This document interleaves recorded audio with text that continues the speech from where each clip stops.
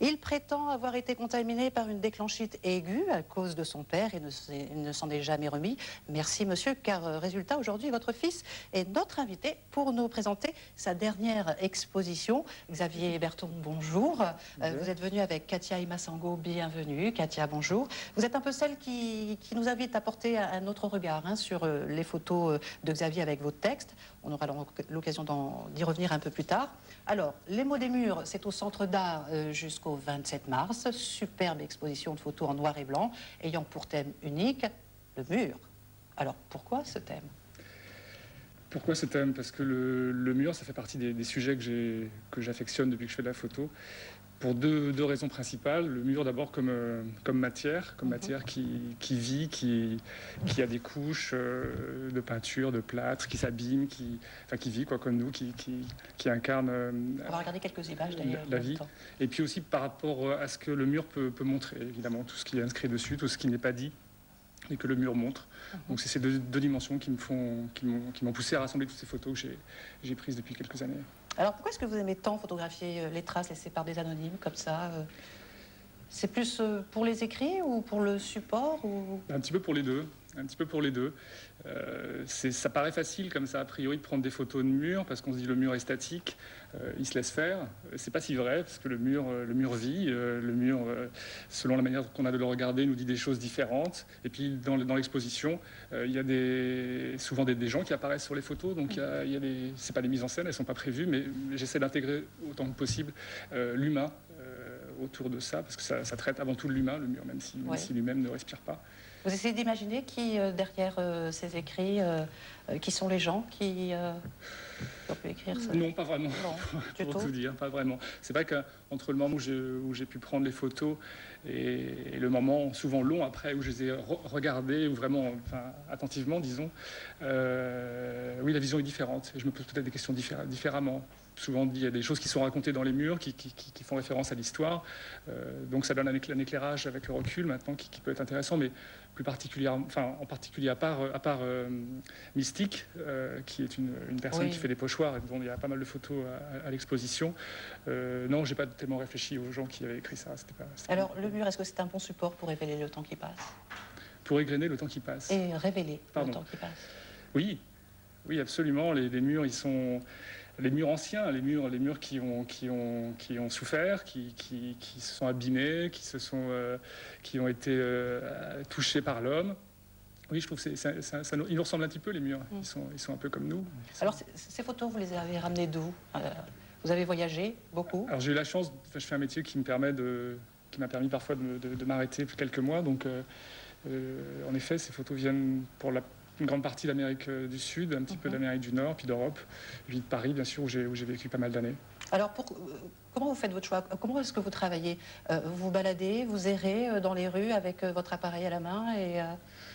Bon, il n'y a pas de méthode, il n'y a pas de technique absolue. Oui, il y a des moments où je me sens de partir comme ça, un peu à la quête. Et puis il y a des fois, ça sert à rien. J'engrange beaucoup de photos et puis il n'en sort pas grand-chose. Et puis, c'est souvent, il y a ces deux temps importants en photographie que j'aime bien, notamment en photographie argentique. C'est le moment où on prend des photos et on ne fait que ça et on ne sait pas trop ce qu'on a mis dans la boîte. Et puis le second temps où tout ça va se révéler.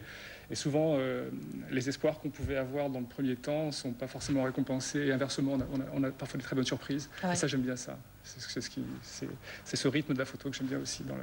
Alors, chaque photo, il y en a une quarantaine, je crois, dans l'exposition. Oui, pratiquement 50, en fait. Chaque photo est commentée par vous, Katia, un exercice de style dans lequel vous excellez.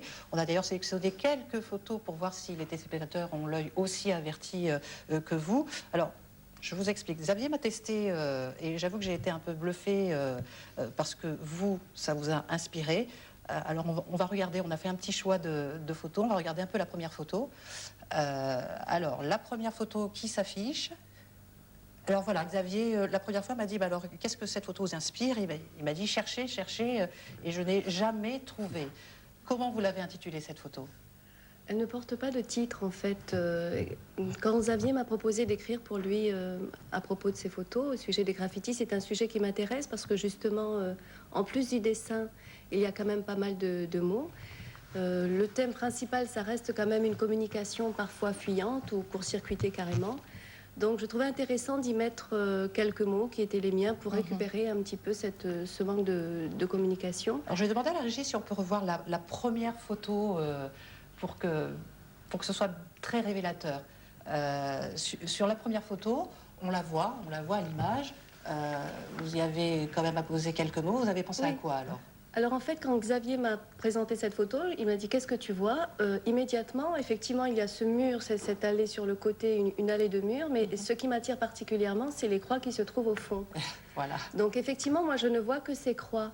Mais je crois que quand on regarde une photo de la même manière que lorsqu'on lit un livre ou qu'on regarde un tableau, on y met de toute manière son vécu et sa personne. C'est-à-dire que ça peut être de l'instantané si on a partagé cette émotion fugitive du photographe, ou alors ça peut être très, très long si les croix ne nous interpellent pas, si les murs nous sont indifférents. Et je voulais en plus écrire un petit peu sur le principe de la photographie, c'est-à-dire regarder la photo, voir si une émotion passait et la retranscrire directement sur le papier. Et c'est le travail que j'avais promis à Xavier et c'est de cette manière que j'ai travaillé. C'est-à-dire avec chaque photo, quand il m'a dit « tu écris les textes », je dis « je ne te promets rien ».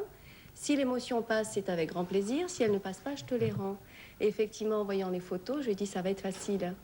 Enfin, ça va être facile, non pas. Parce qu'il y a beaucoup d'émotions dans ces... Sur cette deuxième photo, pareil, il m'a posé une colle, j'ai cherché et je n'ai pas trouvé. Et là...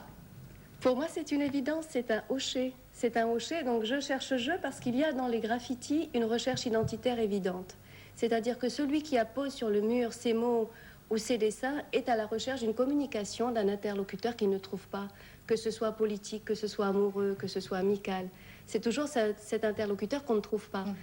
Et en fait, le jeu ici, c'était le jeu, donc le moi qui cherche son identité parce qu'il n'a pas d'écho dans la personne qui se trouve en face et qui va dialoguer et qui ne dialogue pas. Et c'est aussi le jeu parce que en Afrique notamment, le hochet est utilisé pour faire passer des messages. C'est un hochet qui peut être fait en fibre naturelle, et donc ce hochet est un moyen de communication. Et pour moi, il est évident que le hochet, autant pour l'enfant qui ne sait pas parler, quand on lui tend son hochet quand il a quelques mois, c'est dire à sa maman « Coucou maman, je suis là, je te vois, je te souris et tout va bien ». Et chez les Africains, ce hochet, c'est la communication qui passe, c'est l'histoire qui passe, c'est toutes les émotions qui passent. Eh ben voilà, cette exposition de photos, c'est une succession de jeux de mots sur des mots déjà imprimés sur des murs. C'est magnifique, c'est en noir et blanc. Bravo, hein, Xavier Berton. Je vous avais demandé de nous ramener votre photo préférée et nous expliquer un peu pourquoi. Je vais vous aider. La voici. Merci. Mais elle est moche. Non, je plaisante. Oui, c'est vrai en tout cas, elle laisse pas indifférent. Je l'aime bien pour... bon, déjà, c'est la plus petite de l'expo, donc c'était pratique pour la transporter. Non, je l'aime bien pour plusieurs raisons, parce que pour moi, il y a tout dans cette photo. Pour trois raisons principalement. Parce que déjà, il y a l'histoire du mur. C'est un mur, c'est en Équateur. Alors, elle a été faite au moment où il y avait des élections présidentielles qui ont été un peu mouvementées, on va dire, entre deux candidats, qui s'appelait Jaime Nebot et Abdallah Boukaram.